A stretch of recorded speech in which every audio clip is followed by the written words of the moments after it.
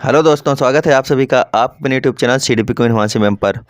उम्मीद है आप सभी लोग बहुत अच्छे होंगे, अपनी तैयारी को बेहतरीन तरीके से कर रहे होंगे, क्योंकि एग्ज़ाम बिल्कुल अब आ चुका है समीप में, बिल्कुल भी टाइम नहीं है अपने पास में। यूपी टेट के लिए हिंदी साहित्य की क्लास यहाँ से बनते हैं आपके 2 से 3 क्वेश्चन, हर एग्ज़ाम में बनते चले आ रहे हैं अभी तक जितने एग्ज़ाम हुए हैं। तो उम्मीद है इस एग्ज़ाम में भी आप 2 से 3 क्वेश्चन हिंदी साहित्य से देखने को मिल सकते हैं। हिंदी साहित्य से संबंधित आज हम करने वाली अपनी क्लास, जिसमें रहेंगे आपके 30 क्वेश्चंस, और ये आपको दिला सकते हैं 2 से 3 नंबर। तो आप लोग लगातार क्लास में बने रहिएगा, और जितने लोग इस समय सेशन में जुड़ चुके हैं सभी लोग इस क्लास को अपने सभी साथियों के पास में शेयर कर लीजिए, और जितने लोग नए जुड़े हैं चैनल को सब्सक्राइब कर लें और वीडियो को लाइक कर लीजिए। इसके बाद शुरू करते हैं अपनी आज की मोस्ट इंपॉर्टेंट क्लास। तो चलिए शुरू करते हैं क्लास। पहला क्वेश्चन है, लिपि के विकास क्रम में पहली लिपि है। आपको बताना है कि लिपि के विकास क्रम में पहली लिपि कौन सी है। पहला ऑप्शन है भावमूलक लिपि, दूसरा है सूत्र लिपि, तीसरा ऑप्शन है चित्र लिपि, और चौथा ऑप्शन है प्रतीकात्मक लिपि। तो आपको बताना है इन चारों में से लिपि के विकास क्रम में पहली लिपि कौन सी है। तो सभी लोग आंसर कीजिए क्वेश्चन नंबर 1 का। जितने लोग इस समय जुड़ चुके हैं सभी लोग आंसर कीजिए, इस क्वेश्चन का सही आंसर क्या हो जाएगा। तो क्वेश्चन नंबर 1 का हो जाएगा ऑप्शन नंबर सी, क्या हो जाएगा, चित्रलिपि। इसका बिल्कुल सही आंसर होगा ऑप्शन नंबर सी है चित्रलिपि। देखते हैं अगला क्वेश्चन। क्वेश्चन है, कृष्ण काव्य की भाव संपदा किस भाषा में व्यक्त हुई है। आपको बताना है कृष्ण काव्य की भाव संपदा किस भाषा में व्यक्त हुई है। पहला ऑप्शन है अवधी, दूसरा ऑप्शन है ब्रजभाषा, तीसरा ऑप्शन है खड़ी बोली, और चौथा ऑप्शन है मैथिली। तो सभी लोग आंसर कीजिए क्वेश्चन नंबर 2 का, कौन सा हो जाएगा सही।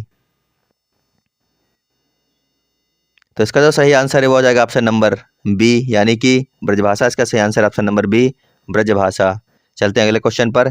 क्वेश्चन है, ब्रजभाषा खड़ी बोली हरियाणवी, बुंदेली और कन्नौजी हिंदी बोलियों के किस वर्ग की हैं। मोस्ट इंपॉर्टेंट क्वेश्चन है, इसी प्रकार का क्वेश्चन आपको देखने को मिल सकता है आपके एग्जाम में है।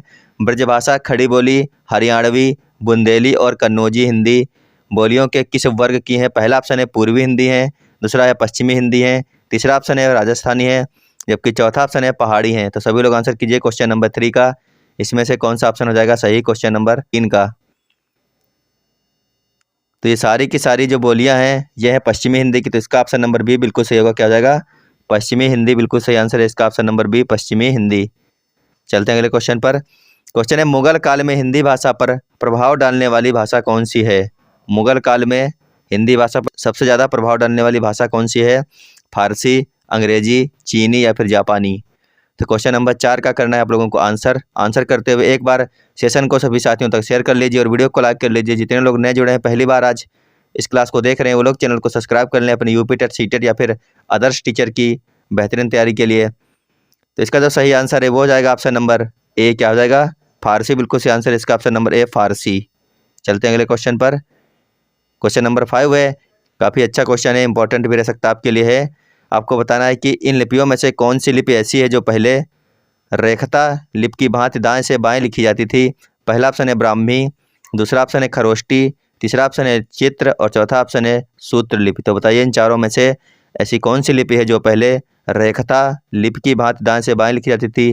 तो इस क्वेश्चन का जो सही आंसर है वो होगा ऑप्शन नंबर बी, क्या हो जाएगा खरोष्टी लिपि। इसका बिल्कुल सही आंसर है ऑप्शन नंबर बी, खरोष्टी लिपि। देखते हैं अगला क्वेश्चन। क्वेश्चन नंबर 6 है, देवनागरी लिपि में हिंदी के अतिरिक्त और कौन सी भाषा लिखी जाती है। सभी लोग आंसर कीजिए क्वेश्चन नंबर 6 का, कि देवनागरी लिपि में हिंदी के अतिरिक्त और कौन सी भाषा को लिखा जाता है। पहला ऑप्शन है तमिल, दूसरा है बांग्ला, तीसरा है पंजाबी, और चौथा ऑप्शन है मराठी। क्वेश्चन नंबर 6 का सभी को आंसर करना है, मोस्ट इंपॉर्टेंट क्वेश्चन है, बहुत ही ज़्यादा इंपॉर्टेंट क्वेश्चन इसको कह सकते हैं कि हिंदी के अतिरिक्त ऐसी कौन सी भाषा इनमें से है जिसको देवनागरी लिपि में लिखा जाता है। तो इस क्वेश्चन का सही आंसर होगा ऑप्शन नंबर डी, यानी कि मराठी।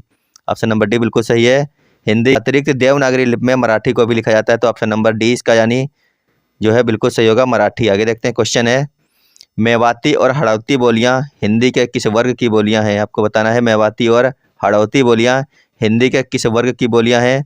पहला ऑप्शन है पहाड़ी, दूसरा है राजस्थानी, तीसरा है बिहारी, और चौथा ऑप्शन है पश्चिमी हिंदी।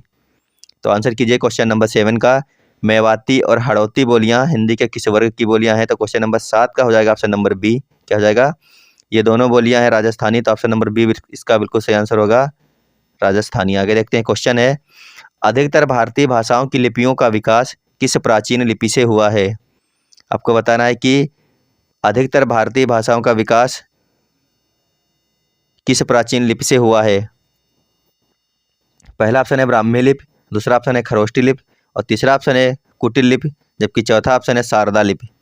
तो क्वेश्चन नंबर 8 का करना है आप लोगों को आंसर, तो आप लोग जल्दी से इसका आंसर कर लीजिए। क्वेश्चन नंबर 8 का जो सही आंसर है वो जाएगा ऑप्शन नंबर ए, क्या होगा, ब्राह्मी लिपि। इसका बिल्कुल सही आंसर है ऑप्शन नंबर ए, ब्राह्मी लिपि। देखते हैं अगला क्वेश्चन। क्वेश्चन है इनमें से हिंदीतर भाषी राज्य कौन सा है, आपको बताना है इन चारों राज्यों में से हिंदीतर भाषी राज्य कौन सा है। उत्तर प्रदेश है, मध्य प्रदेश है, बिहार है या फिर महाराष्ट्र है। क्वेश्चन नंबर 9 का सभी लोग आंसर कीजिए, इनमें से हिंदीतर भाषी राज्य कौन सा है। तो इस क्वेश्चन का सही आंसर होगा ऑप्शन नंबर डी, कौन सा है वो, महाराष्ट्र। बिल्कुल सही आंसर इसका ऑप्शन नंबर डी, महाराष्ट्र। देखते हैं अगला क्वेश्चन। क्वेश्चन है निम्नलिखित काव्य पंक्तियां किस कवि की हैं, आपको बताना है कि यहाँ पर जो काव्य पंक्तियां दी गई हैं वो किस कवि की हैं। पंक्तियां क्या है, जामे रस कछु होत है, पढ़त ताहि सब कोय, बात अनूठी चाहिए भाषा को होय। तो आपको बताना कि ये पंक्तियां किस कवि की हैं। पंक्तियां आप लोग पढ़िए और इसका आंसर कीजिए। जामे रस कछु होत है, पढ़त ताहि सब कोई, बात अनूठी चाहिए भाषा को होय। तो ये जो पंक्तियां हैं ये किसकी हो जाएंगी, आप लोगों को आंसर करना है। ये पंक्तियां हैं भारतेंदु हरिश्चंद्र की, यानी इसका ऑप्शन नंबर ए बिल्कुल सही है। किसकी हैं ये पंक्तियां हैं भारतेंदु हरिश्चंद्र की। चलते हैं अगले क्वेश्चन पर। क्वेश्चन है पूर्वी हिंदी की बोलियां अपभ्रंश के किस रूप से विकसित हुई हैं। क्वेश्चन नंबर 11 लोग आंसर कीजिए एक बार। पूर्वी हिंदी की बोलियां अपभ्रंश के किस रूप से विकसित हुई हैं। पहला ऑप्शन है मागधी, दूसरा है अर्धमागधी, तीसरा है सौरसेनी और चौथा ऑप्शन है पैसाची। तो क्वेश्चन नंबर 11 का सभी लोग आंसर कीजिए, क्या आंसर इसमें सही है। तो इसका जो सही आंसर है वो जाएगा ऑप्शन नंबर बी, क्या होगा, अर्धमागधी। इसका सही आंसर हो जाएगा ऑप्शन नंबर बी, अर्धमागधी। बिल्कुल सही आंसर इसका ऑप्शन नंबर बी। आगे देखते हैं क्वेश्चन है पाणिनि ने किस ग्रंथ के द्वारा संस्कृत भाषा को एक रूपता देने का प्रयास किया। पहला ऑप्शन है अष्टाध्यायी, दूसरा ऑप्शन है महाभाष्य, तीसरा ऑप्शन है योग वासिष्ठ और चौथा ऑप्शन है बृहस्पति नीतिसार। तो सभी लोग आंसर कीजिए, इसमें कौन सा ऑप्शन हो जाएगा सही। तो क्वेश्चन नंबर 12 का ऑप्शन नंबर ए बिल्कुल सही होगा, क्या हो जाएगा, अष्टाध्यायी। बिल्कुल सही आंसर है इसका ऑप्शन नंबर ए, अष्टाध्यायी। देखते हैं अगला क्वेश्चन। क्वेश्चन है पुरानी हिंदी को किस भाषा का समानार्थक माना जाता है या फिर माना गया है। सभी लोग आंसर कीजिए, पुरानी हिंदी को किस भाषा का समानार्थक माना गया है। पहला ऑप्शन है प्राकृत, दूसरा है अपभ्रंश, तीसरा है पाली और चौथा लौकिक संस्कृत। तो क्वेश्चन नंबर 13 का आंसर कीजिए सभी लोग, कौन सा ऑप्शन हो जाएगा सही। इस क्वेश्चन का जो सही आंसर है वो जाएगा ऑप्शन नंबर बी, क्या होगा, अपभ्रंश। इसका बिल्कुल सही आंसर होगा ऑप्शन नंबर बी, अपभ्रंश। देखते हैं अगला क्वेश्चन। क्वेश्चन है पश्चिमी हिंदी का उद्भव किस अपभ्रंश से हुआ है। बताइए क्या इसका सही आंसर होगा। पश्चिमी हिंदी का जो उद्भव हुआ है वो हुआ है सौरसेनी से। तो इसका जो ऑप्शन नंबर ए है बिल्कुल सही होगा, क्या होगा, सौरसेनी। इसका सही आंसर हो जाएगा ऑप्शन नंबर ए, सौरसेनी। देखते हैं अगला क्वेश्चन। क्वेश्चन है खड़ी बोली हिंदी साहित्य धरातल पर किस शताब्दी में विकसित हुई। इसका आंसर कीजिए सभी लोग। खड़ी बोली हिंदी साहित्य धरातल पर किस शताब्दी में विकसित हुई। पहला ऑप्शन है 18वीं शताब्दी, दूसरा है 17वीं शताब्दी, तीसरा है 19वीं शताब्दी और चौथा ऑप्शन है 16वीं शताब्दी। तो क्वेश्चन नंबर 15 का जो ऑप्शन नंबर सी है बिल्कुल सही होगा, क्या हो जाएगा, 19वीं शताब्दी। बिल्कुल सही आंसर इसका ऑप्शन नंबर सी, 19वीं शताब्दी। क्वेश्चन है संविधान के किस अनुच्छेद के अनुसार संघ की राजभाषा हिंदी और लिपि देवनागरी है। मोस्ट इंपॉर्टेंट क्वेश्चन है, ये क्वेश्चन बन चुका है आपके एग्जाम में। संविधान के किस अनुच्छेद के अनुसार संघ की राजभाषा हिंदी और लिपि देवनागरी है। इंपॉर्टेंट क्वेश्चन है, टिक कर लेना आप लोग इसको, क्वेश्चन आपके एग्जाम में बन चुका है ये। तो पहला ऑप्शन है अनुच्छेद 343, दूसरा अनुच्छेद 346, तीसरा ऑप्शन है अनुच्छेद 344 और चौथा ऑप्शन है अनुच्छेद 342। तो आंसर कीजिए संविधान के किस अनुच्छेद के अनुसार संघ की राजभाषा हिंदी और लिपि देवनागरी है। तो क्वेश्चन नंबर 17 का ऑप्शन नंबर ए बिल्कुल सही होगा, अनुच्छेद 343। इसका सही आंसर है ऑप्शन नंबर ए, अनुच्छेद 343। देखते हैं अगला क्वेश्चन। क्वेश्चन है बुंदेली और कन्नौजी हिंदी की किस उपभाषा वर्ग की बोलियां हैं। आपको बताना है बुंदेली और कन्नौजी हिंदी किस उपभाषा वर्ग की बोलियां हैं। पहला ऑप्शन है पूर्वी हिंदी, दूसरा है पश्चिमी हिंदी, तीसरा ऑप्शन है राजस्थानी और चौथा ऑप्शन है पहाड़ी। तो क्वेश्चन नंबर 18 का आंसर कीजिए सभी लोग। बुंदेली और कन्नौजी हिंदी किस उपभाषा वर्ग की बोलियां हैं। तो इसका जो सही आंसर है वो जाएगा ऑप्शन नंबर बी, क्या होगा, पश्चिमी हिंदी। बिल्कुल सही आंसर इसका ऑप्शन नंबर बी, पश्चिमी हिंदी। देखते हैं अगला क्वेश्चन। क्वेश्चन है आधुनिक भारतीय आर्य भाषाओं का विकास किससे हुआ है। आधुनिक भारतीय आर्य भाषाओं का विकास किससे हुआ है। तो इस क्वेश्चन का जो सही आंसर है वो होगा ऑप्शन नंबर सी, किससे हुआ है, अपभ्रंश से हुआ है। तो ऑप्शन नंबर सी इसका बिल्कुल सही आंसर है। अगला क्वेश्चन है पाली प्राकृत भाषाएं किससे विकसित हुई हैं? लौकिक संस्कृत से, पुरानी हिंदी से, सौरसेनी से या फिर वैदिक संस्कृत से? तो आंसर कीजिए क्वेश्चन नंबर 20 का। पाली प्राकृत भाषाएं किससे विकसित हुई हैं? क्वेश्चन नंबर 20 का जो ऑप्शन नंबर डी है बिल्कुल सही होगा। क्या होगा? वैदिक संस्कृत। इसका सही आंसर होगा ऑप्शन नंबर डी, वैदिक संस्कृत। चलते हैं अगले क्वेश्चन पर। क्वेश्चन है परम चरिऊ किसकी रचना है? परम चरिऊ किसकी रचना है?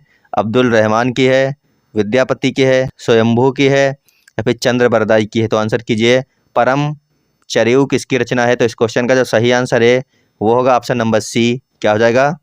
स्वयंभू की रचना है या परम चरिऊ? तो ऑप्शन नंबर सी इसका सही आंसर हो जाएगा। देखते हैं अगला क्वेश्चन। क्वेश्चन है छायावाद को स्थूल के प्रति सूक्ष्म का विद्रोह किसने कहा? छायावाद को स्थूल के प्रति सूक्ष्म का विद्रोह किसने कहा है? पहला ऑप्शन है सुमित्रानंदन पंत, दूसरा ऑप्शन है डॉक्टर नागेंद्र, तीसरा ऑप्शन है रामचंद्र शुक्ल और चौथा ऑप्शन है जयशंकर प्रसाद। तो क्वेश्चन नंबर 22 का सभी को करना है आंसर। तो सभी लोग आंसर कीजिए एक बार, इसका क्या हो जाएगा सही आंसर? इस क्वेश्चन का जो सही आंसर है वो हो जाएगा ऑप्शन नंबर बी। क्या होगा? डॉक्टर नागेंद्र। इसका सही आंसर हो जाएगा option number B, doctor Nagendra. अगला क्वेश्चन है सरहपा का संबंध निम्न में से किससे है? क्वेश्चन क्या है? सरहपा का संबंध निम्न में से किससे है? पहला ऑप्शन है सिद्ध साहित्य से, दूसरा ऑप्शन है रासो काव्य से, तीसरा ऑप्शन है नाथ साहित्य से और चौथा ऑप्शन है जैन काव्य से। तो सरहपा का संबंध किससे है आपको बताना है। क्वेश्चन नंबर 24 का हो जाएगा ऑप्शन नंबर ए, किससे है? सरहपा का संबंध है सिद्ध साहित्य से। तो ऑप्शन नंबर ए इसका बिल्कुल सही आंसर होगा, सिद्ध साहित्य। अगला क्वेश्चन है समय देवता किस कवि की कविता है? समय देवता किस कवि की कविता है? नागार्जुन की है, केदारनाथ अग्रवाल की है या फिर माखनलाल चतुर्वेदी की है या फिर नरेश मेहता की है? तो आंसर कीजिए सभी लोग क्वेश्चन नंबर 25 का। समय देवता किस कवि की रचना है? इस क्वेश्चन का सही आंसर क्या होगा? सभी लोग आंसर करेंगे इसका। तो यह कविता है नरेश मेहता की। तो ऑप्शन नंबर डी बिल्कुल सही होगा। समय देवता किसकी कविता है? नरेश मेहता की। तो ऑप्शन नंबर डी इसका बिल्कुल सही आंसर हो जाएगा, नरेश मेहता। अगला क्वेश्चन है निम्न में से कौन सी आलोचना कृति विजय देव नारायण शाह की है?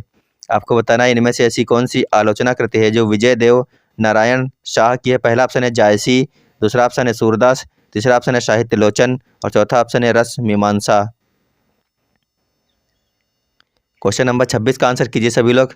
इसमें कौन सा ऑप्शन हो जाएगा सही? इनमें से कौन सी आलोचना कृति विजय देव नारायण शाह की है? तो इसका जो सही आंसर है वो हो जाएगा ऑप्शन नंबर ए। क्या हो जाएगा? जायसी। बिल्कुल सही आंसर इसका हो जाएगा ऑप्शन नंबर ए, जायसी। अगला क्वेश्चन है संविधान की 8वीं अनुसूची में कौन सी भाषा शामिल नहीं है? पहला ऑप्शन है ब्रजभाषा, दूसरा है बुंदेली, तीसरा है खड़ी बोली और चौथा ऑप्शन है अवधी। तो बताइए संविधान की 8वीं अनुसूची में इनमें से कौन सी भाषा शामिल नहीं है? क्वेश्चन नंबर 27 का सभी को करना है आंसर। तो सभी लोग आंसर कीजिए इसका कौन सा आंसर हो जाएगा सही। तो इसका सही आंसर हो जाएगा ऑप्शन नंबर डी। क्या होगा? अवधि। इसका सही आंसर हो जाएगा, ये शामिल नहीं है अवधि। आगे देखते हैं। क्वेश्चन है निम्न में से कौन सी रचना चिंतामणि की है? आपको बताना है इनमें से ऐसी कौन सी रचना है जो चिंतामणि की है। पहला ऑप्शन है अलंकार प्रकाश, दूसरा है रसराज, तीसरा है कविकुल कल्पतरु और तीसरा ऑप्शन है काव्य निर्णय। तो बताइए इन चारों में से ऐसी कौन सी रचना है जो चिंतामणि की है? क्वेश्चन नंबर 28 का सभी को करना है आंसर। तो एक बार सभी लोग आंसर कीजिए, इनमें से कौन सी रचना चिंतामणि की है?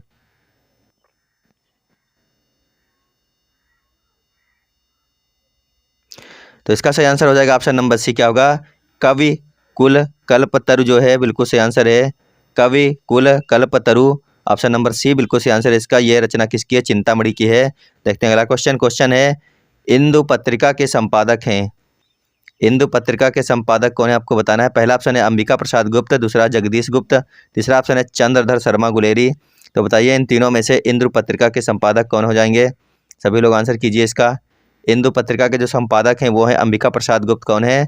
अंबिका प्रसाद गुप्त, यानी ऑप्शन नंबर ए इसका बिल्कुल सही आंसर हो जाएगा, अंबिका प्रसाद गुप्त। अगला क्वेश्चन है आप गेमाटोलॉजी के लेखक कौन है? आपको बताना है आप गेमाटोलॉजी के लेखक कौन है। पहला ऑप्शन है जैक देरिडा, दूसरा ऑप्शन है रिचर्ड रोर्टी, तीसरा ऑप्शन है फ्रेडरिक जेम्सन और चौथा ऑप्शन है पाल द मान। तो बताइए आप ग्रामेटोलॉजी के लेखक कौन है? तो इस क्वेश्चन का हो जाएगा ऑप्शन नंबर ए। क्या हो जाएगा? जैक देरिडा जो है इसके सही आंसर हो जाएगा ऑप्शन नंबर ए, जैक देरिडा। तो इसका सही आंसर हो जाएगा जैक देरिडा। तो साथियों ये थी आज की हमारी क्लास जिसमें हमने आपको हिंदी साहित्य से संबंधित 30 क्वेश्चंस करवाए हैं आपकी प्रैक्टिस के लिए, जो काफ़ी इंपॉर्टेंट रह सकते हैं। यह क्लास आपके लिए मोस्ट इंपॉर्टेंट रह सकती है। आपको 2 से 3 नंबर यहाँ से देखने को मिल सकते हैं आपके एग्जाम में डायरेक्ट रूप से। तो आप लोग बताना कमेंट बॉक्स में कि आज की हमारी क्लास आपको कैसी लगी। अगर क्लास अच्छी लगी तो वीडियो को लाइक कर दीजिएगा और इस क्लास को अपने सभी जानने वाले के पास में, जिनको यूपी टेट का एग्जाम देना है, सभी तक पहुँचा दीजिएगा। तो अभी के लिए धन्यवाद, बाय बाय।